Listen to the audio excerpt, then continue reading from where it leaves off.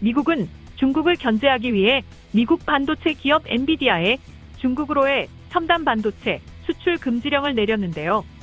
이에 엔비디아가 미국 정부 규제에 어긋나지 않는 새 반도체를 만들어 중국에 수출한 것으로 전해졌습니다.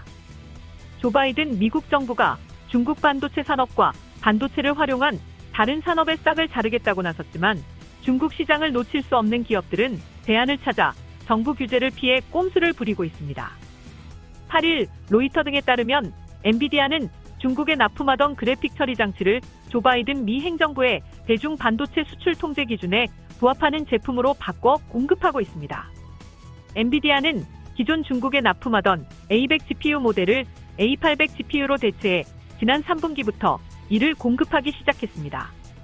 엔비디아는 성명을 통해 A800은 미 정부의 수출 통제 문제를 해결했으며 이를 넘어서도록 프로그래밍할 수 없다고 설명했습니다. 앞서 지난 8월 엔비디아는 증권거래위원회 공시를 통해 미국 정부가 인공지능용 최첨단 반도체의 중국 수출 중단을 골자로 하는 중국 홍콩 수출 관련 새로운 허가 규정을 통보해왔다고 밝혔습니다. 엔비디아는 이 조치에 따라 미국 정부의 특별 승인 없이는 AI 반도체인 A100과 또 다른 고성능 GPU인 H100을 중국 고객사에 판매할 수 없다고 밝혔습니다. 젠슨 황 엔비디아 최고 경영자는 지난 9월 연례 GTC 컨퍼런스에서 중국은 엔비디아에 매우 중요하고 가치 있는 시장이라며 중국 기업에 H100 대체품을 제공할 것이라고 말했습니다.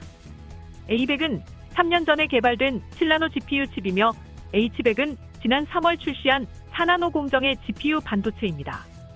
미국 정부는 지난달에도 중국의 반도체 생산 기업에 미국산 첨단 반도체 장비 판매를 사실상 금지하고 AI 슈퍼컴퓨터용 반도체의 중국 수출을 제한하는 수출 통제 조치를 공식 발표했습니다.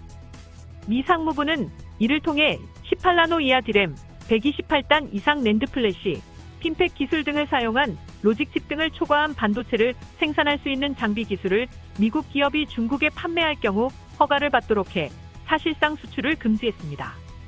이번에 엔비디아가 생산에 들어간 A800은 미국 정부의 규제를 피하기 위해 데이터 전송 속도를 초당 400GB로 낮춘 것으로 알려졌습니다.